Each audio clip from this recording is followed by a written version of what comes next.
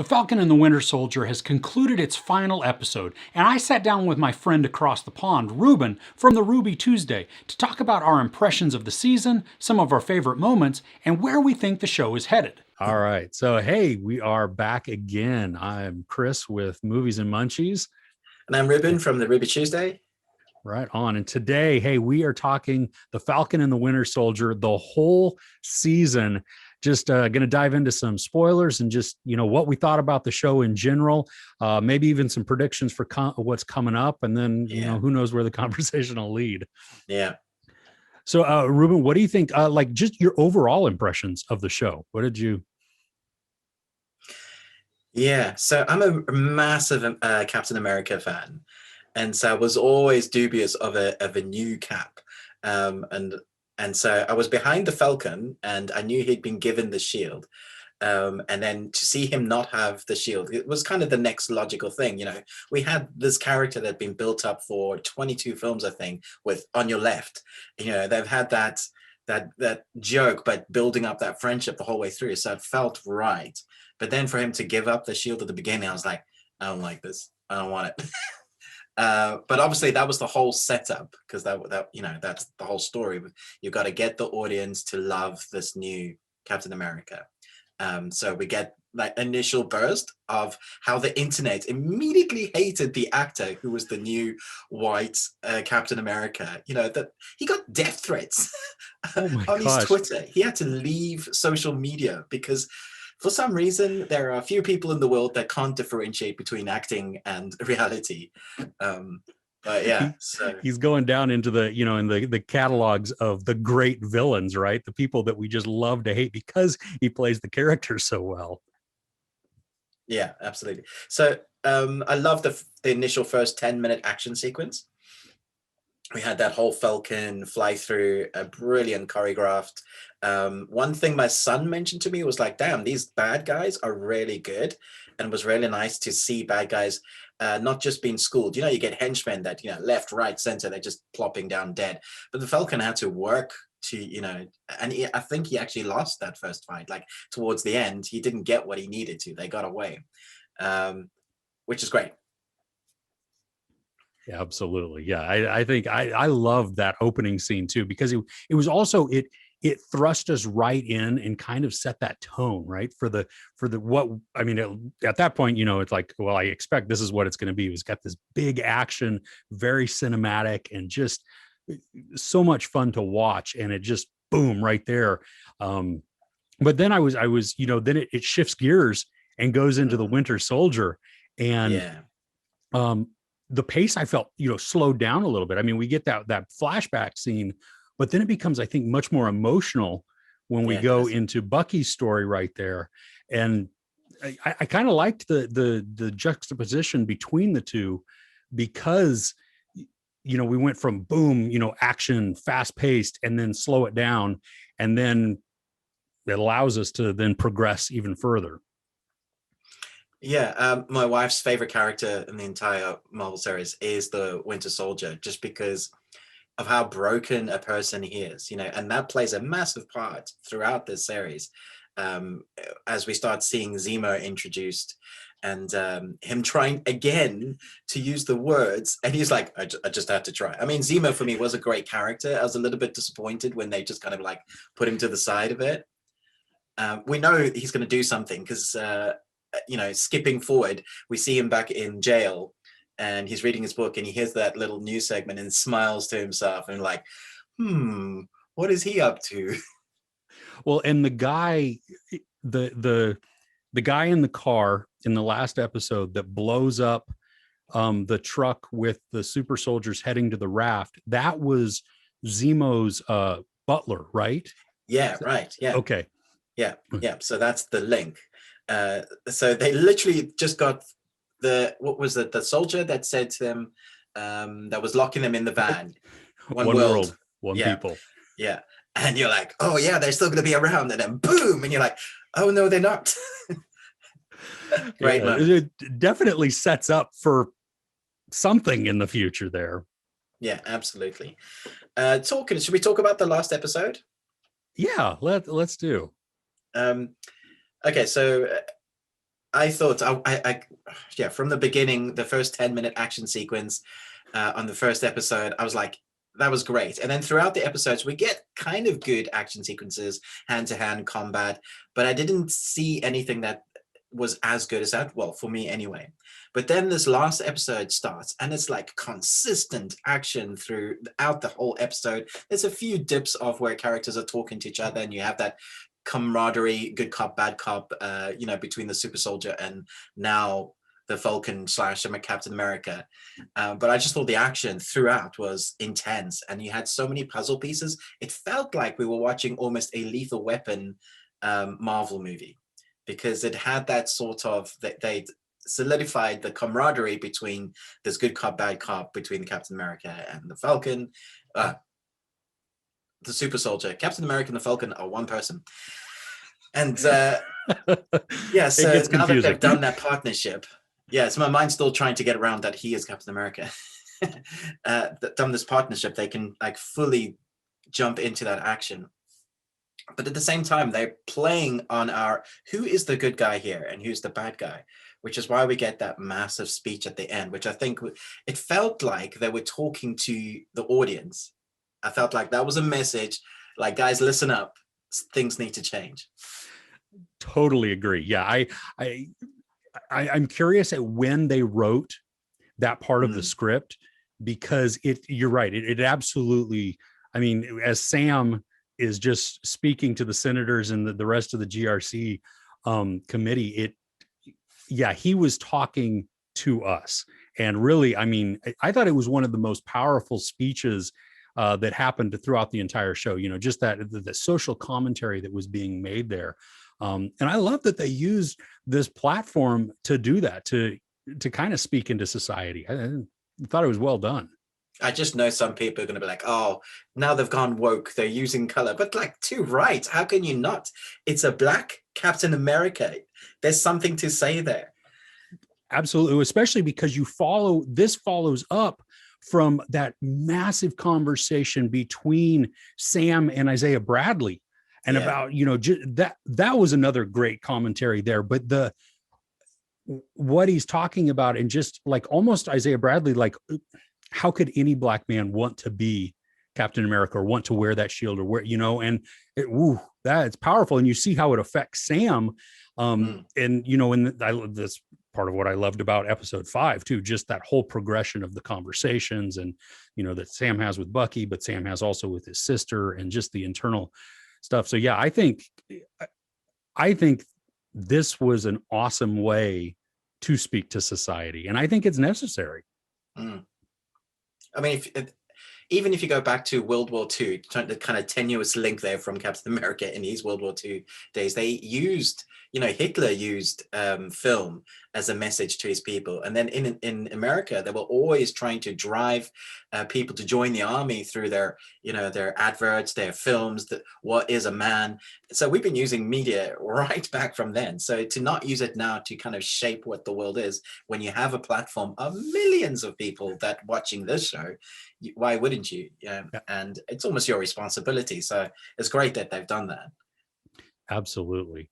Okay, so since we're talking about episode 6 again, my jaw dropped when Sam first flies out and we get to see what I think the shield flies through the window and he comes in. I mean, did you have the same reaction? I had so many reactions. I didn't know what I was seeing. I was like, he's the Falcon, but he's wearing Captain America's suit and it's white and it's what? So good. And then he started doing the moves, because we'd seen him practice, but we didn't know what that was going to look like in reality. He did that one move in the air when he timed how he's going to take over the helicopter, and we're going to get that woman that she's going to take over it. And he does that spin thing, and it does that, knocks her out. And I was like, I'm geeking out, man. That was so cool. I mean, all of the choreography that they did. I mean, and because they teased it with episode 5 with him training, but we didn't get the full effect until this time. And this was just, I mean, and even when he's fighting Carly, in when the basement or wherever that is, I mean, and he's bouncing around and moving around. It's so much fun to watch that. Yeah, there's that moment where he's on the highway and the helicopter's falling down, and his wings do this shield. Yeah, and I was just like, oh, that's cool. Yeah, I didn't Oh, realize how many ways they could use the combination of the wings and the shield. And that works so well together, especially with his little bird, his robotic, Red what are they Wing. called? Yeah, Red Wings, Red Wing 1, 2, and 3. Who, when they were helping him like move the truck back off the bridge, and I was like, that's awesome. So now we've got a Captain America and a Falcon together, which is new black Captain America, or just black man. I don't know what are you gonna call him, because even the guys that he goes and visits again as and he's like, what are you now, the Falcon, Black Falcon? It's like, no, he's not Falcon, he's just black. Yeah, that whole conversation and it was that ongoing joke type of thing too with Mhm. Isaiah Bradley's, I think, grandson or Yeah, something. So yeah, yeah. that was great. Did you let's talk about a little bit about John Walker and Okay. just his Yeah. that character. I mean, because he, we come on at the very end of episode 1, and we don't really hear much about him other than he's standing there, but he is introduced as a new Captain America, and we get to see this arc from him that concludes in episode 6. How did it resonate with you, I guess? Honestly, I loved it. I think I was with the people at the beginning. I was like, no, I hate you. You're not my Cap. And then you start seeing, I guess, his breakdown of his character. You see him trying to deal with society and how he is needing to be this hero, but there's things that he wants to do. And there's the previous Cap team that doesn't really want to join with him because they're different. They don't have that years of experience together. He's got his own partner. And then we get that moment where we see him crack because obviously his partner dies. And that was like a huge moment. Obviously he takes the serum, and it's from that moment we see him starting really to break. I don't know if you noticed, I mean, it's hard not to notice, but throughout like the episodes where he's doing this, he's The talking and he's tick got that a he had, tick, yeah. and you see him like physically, and it's so hard to act with that mask on, but you see him physically, emotionally fighting like almost two personas, like doing that. And there was such a great redemption story for him in that episode 6, where you see him decide whether not to kill or to save. And he decides to save. And I was like, yeah, come on, we're going to have two Caps. But then again, we see the tick again at the end, and he's like, I'm in it now. I'm the US agent. And if you know anything about the the comics, he's not a great good guy because that tick starts overtaking him, and he starts making decisions that a good Cap wouldn't make. He's always been the dark of the path, hasn't he? Well, and that, I think that's mirrored from his suit, which is Yeah, black, darker. black. Yeah. Yeah, I loved the redemption story that we got, that redeeming moment where he decides, like you said, he could either go after Carly and the rest of the super soldiers, or he can pull, the armored truck with all of the people in it. And Yeah. I thought I really appreciated that they put that in there, because yeah, we get to see him, from kind of cocky, but kind of having a great, I think he has a good heart at the beginning. He has a good motivation, and then it goes a little sideways. And then to have him go really sideways and very dark, Yeah. and then to have it, come back. The one thing for me in episode 4, where it is that transition before he takes the super serum, I felt that they rushed his progression just a little bit. That, we had, I think it was more in that impatience type of thing when Sam is talking with Carly. You can just see him getting more and more agitated. And I don't know, maybe that's because he just got his butt kicked from the Dora Milaje, and so it's hurting his ego a little bit or whatever. But that, I mean, it's a minor nitpick from the whole thing. But I felt that part they rushed a little bit. But then when we get to see more of him, I was totally appreciative of that, and I was like right there enthralled with it. I think we're gonna. I mean, by the way, how they're setting up for a season 2, because I know that probably what they're going to do with these characters is take them into future films, I guess, and then we'll take the next step into season 2. Where Wanda, I don't know that we're ever going to get a second season. We'll see Wanda again in Doctor Strange's new film, which I'm so excited for. Yes. But it does look like they're setting it up so that we get the US agent, we get the new Captain America and whatever Bucky is doing, and the broker with Zemo. And I think those are the 4 major players of what they were kind of linking to. Did you watch the credit scene? I did. Yes. And so which is great. That's a great, I mean, at what point did you suspect Sharon Carter of being the power broker? I mean, pretty much from the beginning. Like, she was different. That wasn't her character. It was either that they'd forgotten what she was like and they wrote her completely different, or there was like, something is up here. That she doesn't have any trust left for what her government did to her. And so she had to change and become something different. So with all her training, she did what she needed to do, but now she's become basically a bad guy. I mean, she's on the black market, US trade secrets, weapons. She's like Tony Stark when he was bad. You know, you see his weapons and it's like, hey, Stark Industries is about to kill you. Yeah. So, and she's the broker. So I'm just wondering how much she's done. Well, yeah, and her access that she hints at in the end credit scene there. I mean, the world has been opened up for her, you know, which you can only see. I mean, her power, her influence, her destruction, perhaps just increases exponentially because of the access from the pardon that she gets, and then the reinstatement of her job. And you know that they'll probably, I mean, because of the time that has passed, her job has changed, and because of, you know, people disappearing and then coming back or whatever, she probably is going to be in an elevated position, maybe out of guilt or just because they need to put somebody with some experience in there. So it'll be interesting to see how they put her in the next, wherever she shows up. Yeah, I actually got the sense that right from the beginning, that was always her plan when she was meeting up with the Falcon. When she's taking these phone calls from the broker, I'll see if I can get him to help us. I always felt like whatever she was doing was maneuvering people in places so she could get her job back. Because she was talking to the Falcon the whole time she was making him feel guilty about what the government did there. And he's like, don't worry, I won't forget my promise to you, is one of the lines. And it's just like, thank you. But it's like, in the meantime, you feel like she's doing that.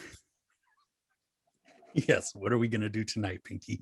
And her brain, whatever. Take over the world. Oh, man. So what, okay. Taurus. Like my youngest son and I have watched every episode, and he watches like a crazy ton of breakdowns and everything from just the series and then comic books and everything. And my knowledge only comes from the movies, from the MCU. So I don't know where the comic books branch off and what they do and all the different stories there. But he was talking about, you know, Torres will probably become, or does become, the Falcon at some point. Do you see that happening? Do you think is that a good move? Yeah, I don't know. I don't know how I feel about that, because I feel like the new Cap from Falcon is still Falcon because of the wings, and you know, it feels like those two characters have now become one, and to now do another Falcon would maybe undo what it is now. So they'd have to maybe build it up like they've done for this Captain America. You know, he wasn't the Captain America, and at the end we get the reveal. So if they were going to go that route and make it one of the characters that they want, they'd have to again just kind of build it up slowly. That's a good point. What do you think? That makes a lot of sense. I do think that they might be able to maybe not call him Falcon, but give him wings also, because, you know, he the new wings, unless I'm mistaken, came from Wakanda, which they did. They did. Yeah, awesome. But Sam, once his wings get broken by John Walker, rips him apart in episode 5 with that epic battle there. And so Sam leaves him with Taurus. So I wonder if maybe instead of him being Falcon, kind of like how Rhodey became War Machine. Mm. You know, maybe they might do something like that, that he's similar to Iron Man, in the case of War Machine, you know, but different. And so maybe they'll do the exact same thing there. I don't know. I mean, I hope that they bring back Taurus in some way, shape, or form, because I did like his character. Like I really liked him at the beginning, and then he just kind of faded out of the most of the story, and then would just pop back in for tiny little bits. And so I was hoping that maybe we get to see more of him, but yeah, I don't know.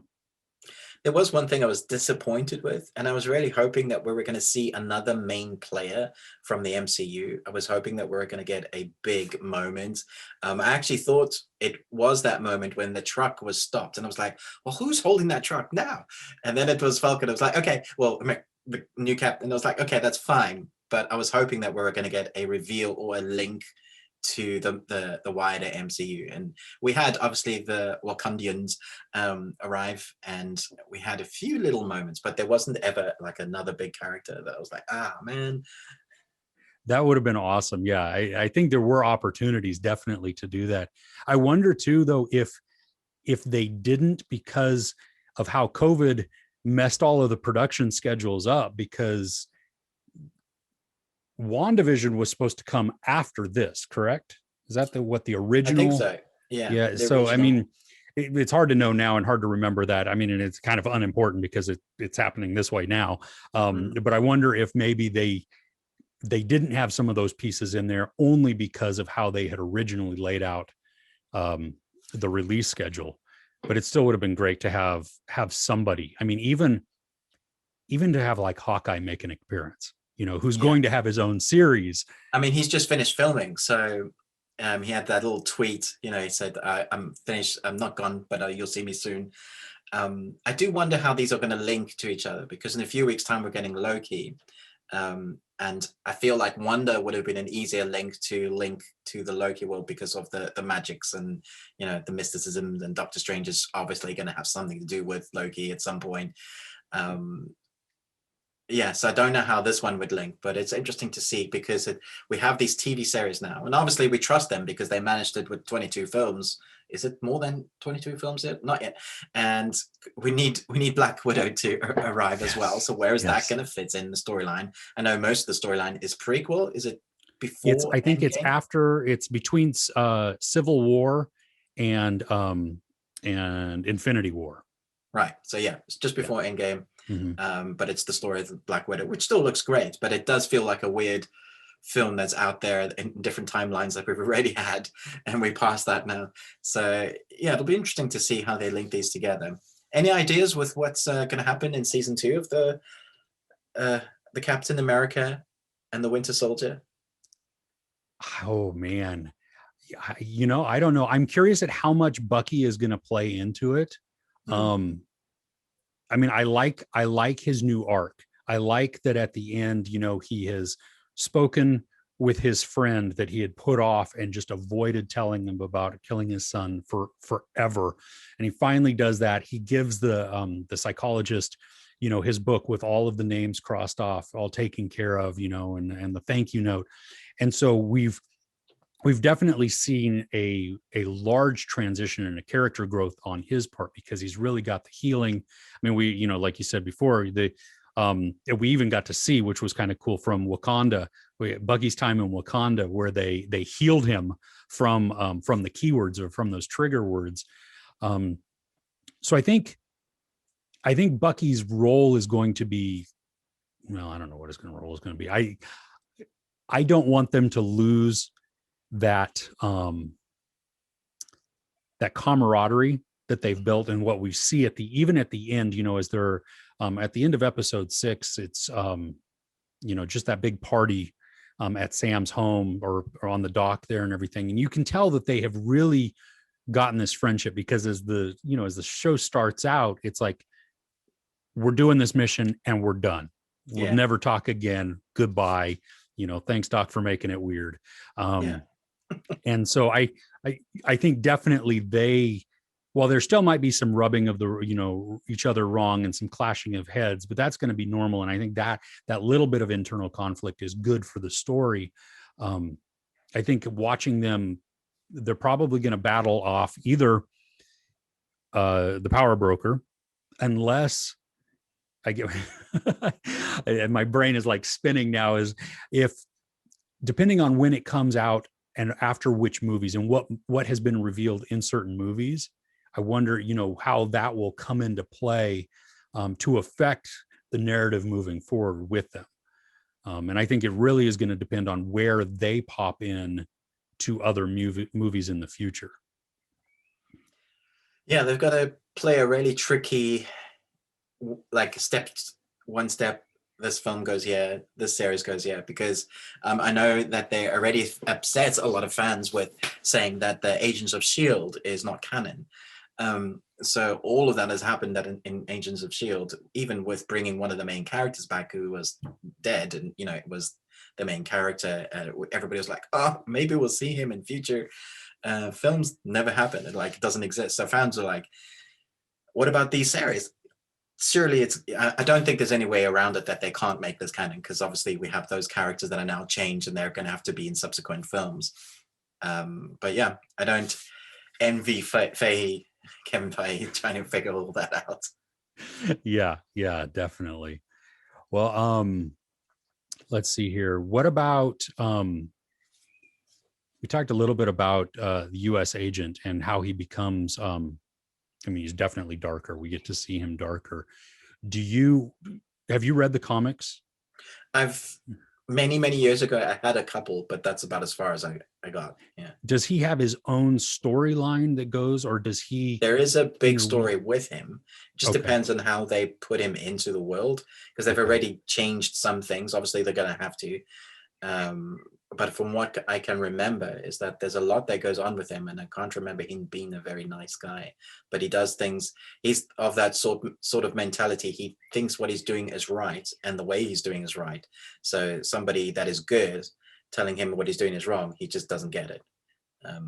And I think his path goes down darker and darker, which it'll be interesting to see what they do with this one, because now technically he is a good guy because he's working for the government under whatever you would call it. And we feel like he's had a redemption arc there. So he's kind of pulling him back. But then, even then, they still do that tick. Mm-hmm. And you're like, when is that going to break? When is his psyche going to just snap? At some point in season 2, I predict we see a full-on proper death battle between US Agent and Captain America, and maybe even Bucky. Ooh, that, because that that'd be okay. Well, season 2. Who knows when it's coming? I mean, as long as we don't go into another pandemic, hopefully we'll get it like 2 years. Fingers sooner crossed. than later. Yeah, definitely. Yeah. Oh man. So any other thoughts on Falcon and Winter Soldier this first season? I mean, I had a lot of thoughts. I had so many notes when I was writing watching each episode. I'm like, that bit's great. I think there's a lot of Easter eggs. If you broke down every episode, you could see things mentioned, from like Stark Tower, just to little bits of dialogue of what characters are doing, to the 5-year blip and people coming back. I think one of the biggest things that people are still upset about is that our heroes don't get paid. And you're like, what the crap, man? How are you not paying our heroes? Which is ridiculous. Like, surely Tony Stark, with all his money, would have set up a fund, and he could have made his money back by putting it in a bank and getting interest and all of that. He's a smart enough man to know that your heroes need to be paid so they can buy new costumes and things. Have some food to eat. Go buy some shawarma. Exactly. Yeah, I thought that was a like, it never occurred to me, didn't even dawn on me.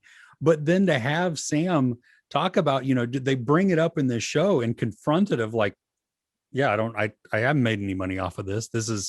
I'm just doing this, it's like, whoa, wow. I mean, I think that speaks to the larger hero that he is, that all of them are, that they're risking their lives, going above and beyond, and becoming vilified at times.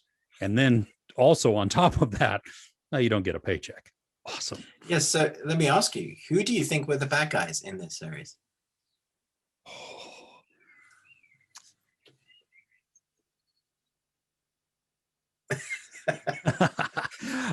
You know what? That's a good question. I mean, I think, well, it could be argued that every group felt that they were doing what was right for the greater good. You know, the GRC believed that this was the best way to go about it. That, you know, for 5 years, these people weren't around. And so life went on and life moved about and people readjusted their lives and different things happened. And then all of a sudden, poof, you know, half the population is now back. And what do we do? And so they're in that tough spot of, you know, figuring that out. And obviously not everybody's going to be happy no matter what the decision is. But then Carly and the Flag Smashers, I mean, they believe they have a noble cause as well to, you know, to fight against that. I think, I don't know, I maybe on one end, no, that's a great question right there. I mean, that's really good. I think both the Flag Smashers and the GRC are both flawed in their approach. You know, they both believe in what they're doing and that their cause is just, and it is the right thing to do, but that doesn't make it right. You know, I think Carly's group goes more sideways, especially as they get farther and farther into to reaching their goal or to stop the GRC vote, because they're now, well, she, at least, she's willing to kill people, you know, and you see the rest of them around her are very conflicted by this, and that this was not something that they necessarily signed up for. They were all about, you know, helping other people, getting the refugees what they need, getting them taken care of, standing up for their rights. But then when it came to taking lives, that kind of crossed the line with a lot of them. You could see, I think some of them vocalized their disagreement in that, but you could really see just the whole, from a visual standpoint, of bodily, you know, feedback, you know, their whole emotive state was like, oh, I don't agree with this at all. This is not what I signed up for. But then they still go along with it reluctantly, you know, so they become complicit. Yeah. What was the guy's name that Falcon fought at the beginning of episode 1 that survived, that they brought back? Baltrock. I would say he was outright just a bad guy. Like, he just wanted to kill. He was like, nah, I'm here to kill the Falcon. He beat me the first time. I'm going to take him out. And the only thing he wanted was money. And so I was like, yeah, okay, you're a bad guy. It was very interesting, because this is what makes, I think, Marvel good. There's often a line of, there's no good and bad. We're in the gray. And that comes from the bad guys, the good guys. You know, this one, even the Falcon and Bucky at the beginning, they're trying to work out, because they're trying to work around the government to help people and the new Cap. And they're like, okay, so who are the good guys? They don't even know who they're meant to be helping. And the whole time you were having that weird moral conundrum, because they're trying to stop the Flag Smashers, who are actually trying to do good for the displaced people, right? And you're like, okay, so they're actually the good guys, but they're fighting the good guys. Can't we get along? I would say that probably the bad guy, now that we've seen the ending, because Zemo, even, we had a moment with Zemo where he's standing at a statue and you look at him, you're like, oh, so there's a reason behind this. So he is a bad guy, but what he thinks he's doing is also right. You know, the ends justify the means sort of thing. But the broker, I think Sam is so gone by the time they meet her, she's already the broker. And so she's already taken that step. So I was thinking, yeah, possibly she is the bad guy, but we don't know how bad she is yet. Yeah, that's a great point, because she is really pulling a lot of the strings, and she is then motivating and facilitating the Flag Smashers, you know, exactly. and paying off Batroc. I mean, that, you know, she calls him in. I think, that's and then definitely executes him as well. Yeah. Yes. You know, and that, so in that scene, where it's Batroc, Sharon, and Carly Mm. I thought Sharon still had her earpiece in. Now, I guess maybe because she doesn't say anything, they can't necessarily hear what's going on, Bucky and Sam, but it was just, it felt a little risky to me. You know what I mean? For her to be there in that situation. Yeah. I also thought she was surprised that Carly shot her, because she shot Bottrick, and then the look on her face was like, "You shot me? I thought we were like on the same side or something," which I thought was a weird way to go with it. I think they were trying to tell us something that I just wasn't quite getting. It could have been because Carly didn't know about Bottrick, of him and Sharon working together. Sam, yeah. that those two. So that may have been what pushed Carly over the edge to shoot. Just yeah, that could be it. So this is what I liked. I think it was probably what made the series work the most, was the gray area, and you're feeling conflicted the whole time as you're watching it. I think the lines start to straighten towards the end. You know who you're rooting for at the end, but you're also feeling conflicted about the Flag Smashers, and then feeling bad for them when they got blown up. They were they were going to jail. It's like, okay, you're gonna go. You killed some people, you did some really bad things, even though what you were the thing you were doing was right, how you were going about it was wrong. And then you see them exploded in Zemo again. I'll just read my book. I didn't do anything. It does make me wonder why they've allowed him to have a radio, and how he's communicating with his butler in that max facility, which makes me wonder, do they have some sort of Morse code through the radio? Is he able to hear stuff there? Maybe. Well, and we know that the raft is not as foolproof as it's made out to be, because that's how, it wasn't shown, but didn't Captain America, Steve Rogers, break them out after Civil War? I think he did, yeah. It's like the Joker keeps escaping from Arkham Asylum, Change the locks or something, figure out the bars. You gotta do something. Yeah, that's good. I'm looking forward to the next bit, but I thought overall it was a really solid series.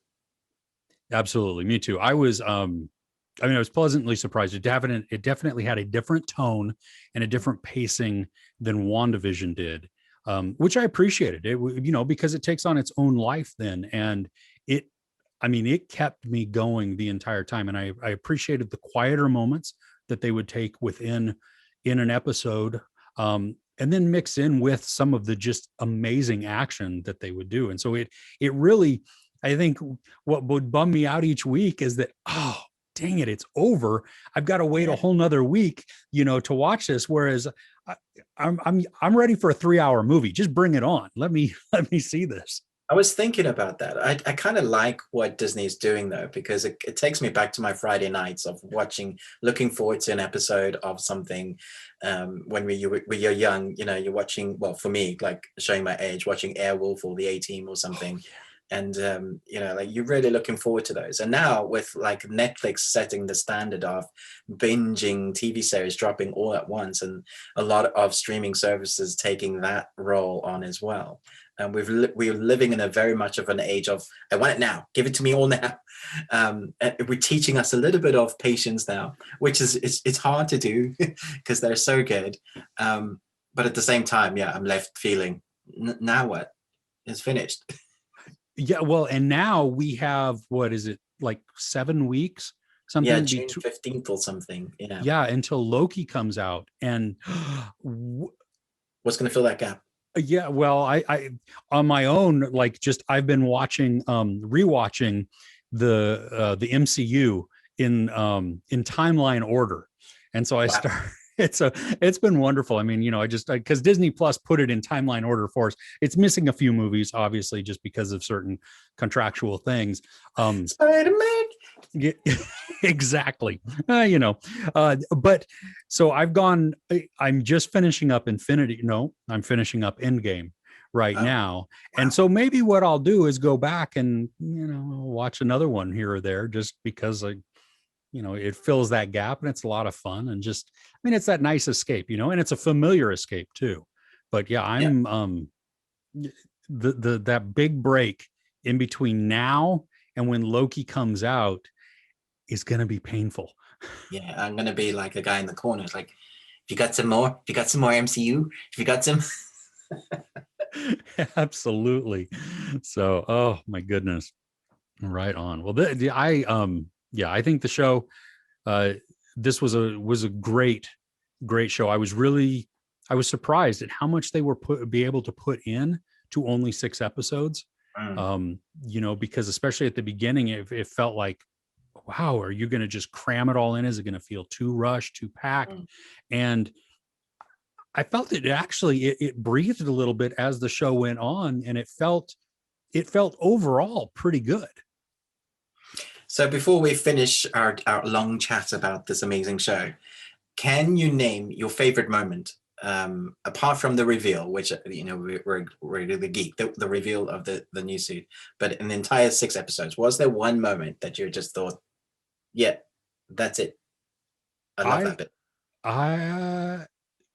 For me, okay, so episode 5 was my favorite episode out of all 6. And that doesn't take away from the reveal of of Captain America. Okay, so I'm gonna have my answer, and then I'm gonna have a runner up there. Yeah.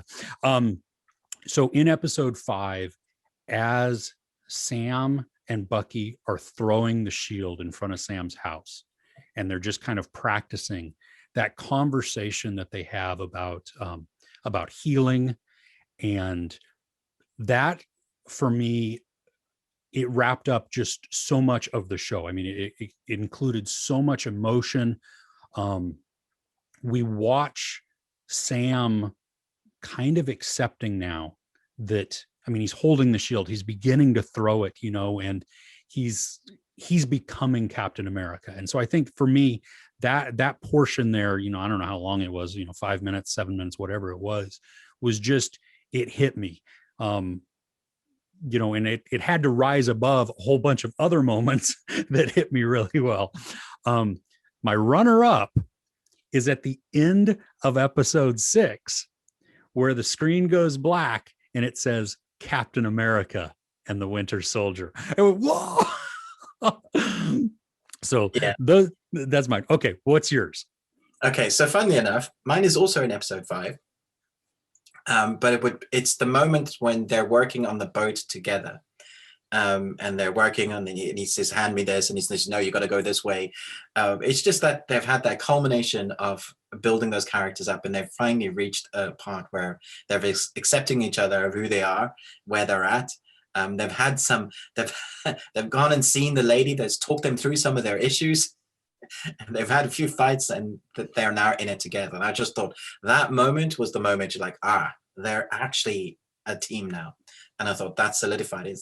So you can have all the action big sequences, but as soon as you solidify emotionally and you get the audience, to invest, I was like, yeah, I'm really, really 100% there now. And that was great. I thought that was great. I would say it's episode 6, apart from the reveal, is I think some of the moves, just with the wings and what he could do with them, and the shield, seeing that work in congruency, like when he lands and he throws the shield and it just goes bang, bang, bang, bang. And he was like, yeah, that's Cap. And he catches it, and he doesn't even have the super serum. Yeah. That's, I think, even what makes him more impressive is that he's just a dude. I mean, he's in better shape than I am, but aside from that, I mean, he's got some wings, and he's got some cool tech, but if he gets punched too many times by the super soldiers, he's not able to take it like Steve Rogers was, or even with how Bucky is. I mean, Batman's got billions. He's got all the gadgets. What has he got? He got a gift. Exactly. Oh, right on.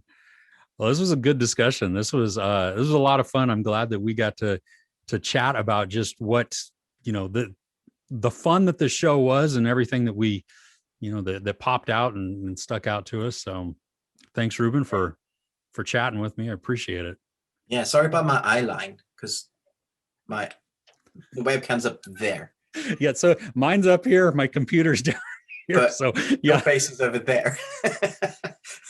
Yeah, it's hey, welcome to the world of chatting across the pond. So yeah, I mean, it's amazing we can do that. So yeah, absolutely.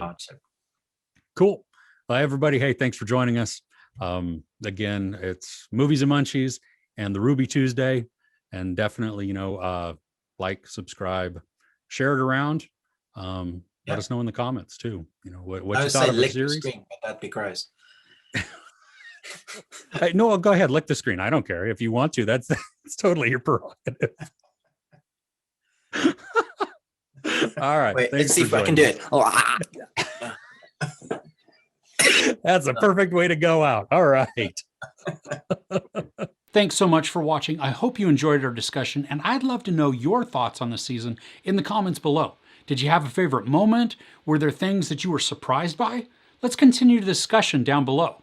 If you enjoyed this discussion, please give it a like. Also, don't forget to share and subscribe. I'm Chris. This is Movies and Munchies. Thanks for couching with me.